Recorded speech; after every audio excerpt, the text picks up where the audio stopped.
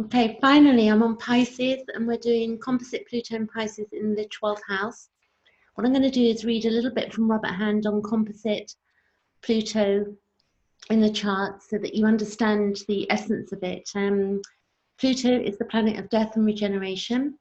It is in a composite chart, it represents energies that cause a relationship to go through periods of heavy change. So in composite, it's to do with changes in relationship to others, and that includes everybody that we're in contact with. It could be intimate, it could be at work, it could be children, it could be so many scenarios, and friendships as well. Also, when Pluto is operative, something goes out of existence and a new order comes into being. So how Pluto is working in the chart, wherever it is, it's going to, things keep changing and transforming and transmuting, and we're on this never-ending process. Like the leaves fall off the trees and then the flowers blossom and they die, and that's how Pluto's working in our chart, or a composite chart as well. So also we can look at the things that go out of existence. Its action is absolutely essential to prevent stagnation that occurs when an old way of life has outlived its purpose. So if you imagine, it's like, if trees didn't fall and they were there permanently and nothing changed, it would, it would be meaningless to us. So change is very healthy, and it also challenges us to step up or step away and make, different things happen in our lives. The old must be cleared away to make room for the new state of being that will follow. When dealing with Pluto, you must let go of whatever is going through the Plutonian crisis. If you try to hold on to something that is dead, like properly dead, you will not succeed in saving it. You will only make the situation worse. So we maybe all experience that. We might have had a car that keeps breaking down and we keep repairing it, but eventually it just dies a death. And same with some relationships, not all, but some, but all of us are going to leave at some point. So the whole point is soul growth and getting the best things out of life as well. And sometimes those will come through challenges. The best things come to us through the deepest challenges and dark nights of the soul sometimes. Pluto operates with such tremendous power that it may be divorced from its death and regeneration aspect and be experienced purely as power.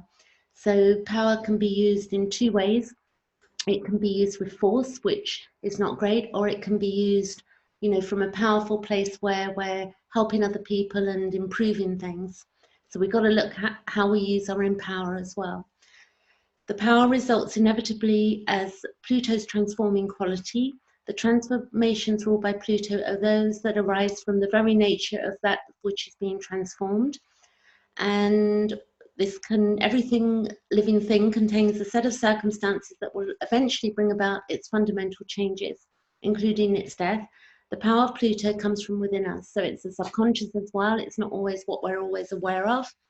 So now I'm going to go to my next slide here, and a little bit more. When you're looking at the Pluto composite, you're looking at the house and sign where the composite Pluto resides, shows us the evolutionary intention and prior life desires. That's really important to know when you're looking at a composite chart. It shows us where the relationship left off, and then the polarity point shows us the way forward to resolve any karmic issues. The north and south nodes and the location of the rulers are really important in evolutionary astrology, and the intention of the relationship will be seen in the polarity point of Pluto and the house and sign it resides in. Really important to know that. And here we can also understand the reason that the relationship is taking place. And Pluto, the soul's evolution through relationships, volume 2, Jeffrey Wolf Green. You can get that on Amazon. And my next slide. This is my chart dated the 25th of January. So we've got here, I'm going to show you the Pluto. I haven't got my transits on this chart, but Pluto is conjunct Uranus for me, and on my MC, this is my natal chart. And this is also where you would see that the nodes, I've got the North Node in Taurus. So when I say look at the nodes, the North and South Node, North Node is this life, South Node is past life. And what you're looking for is, so my North Node, where is the ruler? It's in Taurus. The ruler of my North Node is Venus, and that's in my 5th house in Aries there. So we can go quite deep with this work when we look at charts. Then what you've got, this is a chart, my chart, time, date, place and birth with a friend of mine. And when I put those two bits of information together, or three bits of information, like in a astro.com, this is a composite chart which shows that we've got Pluto conjunct Uranus in Virgo, and then we've got the North Node as friendship in Gemini, and the ruler of that North Node is Mercury. It's in the 8th house in Cancer. And then also the South Node, the ruler of the South Node, because it's in Sagittarius, is Jupiter, and the Jupiter is at 0 degrees Cancer as well. So, you know, this is where we dig and really look at what's going on. Now here, I'm going to read to you what, if you've got Pluto composite 12 house or composite Pluto in Pisces, this is what it means to you, okay? So, it's not too long. So, and I like this fish as well. It's sort of out there, other realms, the imagination, and the ruler of Pisces is Neptune. It's very beautiful energy. So composite Pluto, 12th house or Pisces, and here we have a joined desire to help each other to look at illusions, fears, phobias, and delusion, to heal various traumas, psychological, emotional, and sexual wounding. Here, there can be a penetration of each other's souls to evolve. To see what's been blocking or stopping growth is also what's going on here, and to become free inwardly and for healing to take place at a soul level.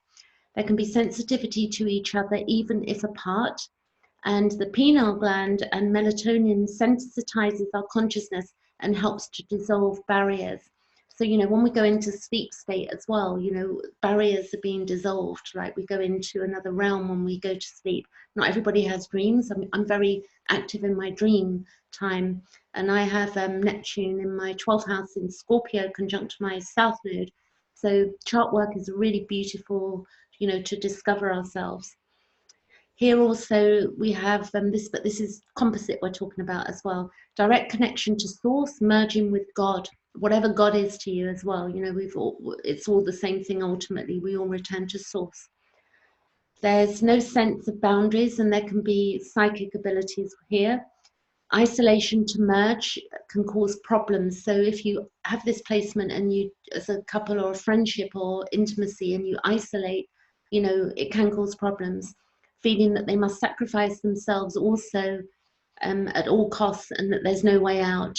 So it's a 12th house, you know, so we've really got to make sure that we're not isolating and cutting ourselves off. There can be a culmination of an entire cycle of being intimate together and to simplify life. So then we would look at the polarity point, which is Virgo's 6th house. And here what we're ultimately doing, this is the resolution, is to help heal each other and to know when to allow each other to resolve our own issues. The wanting to always help can, you know, and sacrifice self is not good here. We have to allow others the leeway to choose their healing path as well. The polarity also to learn when not to help and can cause confusion extends, and this extends beyond the relationship to include others. Here it's about learning when to correct inwardly and follow what's correct inwardly and following our own intuition. So, you know, allowing a bit of separation there, because whilst we're really in the deep in relationships with this placement, also to balance the desire to live a secluded life as withdrawal affects not being available to others. So, you know, again, it's talking about seclusion, so we've got to watch out for that. To accept responsibility, to release feeling like a victim is really important. And professional therapy and past life therapy is really useful to evolve any issues in this placement. So now I'm going to go to a piece here that I like from Jeff Wolf Green, and this is from the Pluto Volume 1, page 346. And he says here, the need to merge with the source of the universal requires that the individual leaps into the abyss with faith. So we need faith to leap into the abyss and the unknown, so that all barriers preventing this conscious union can be dissolved, because there is no separation ultimately. But we don't want to be a fool about that, you know.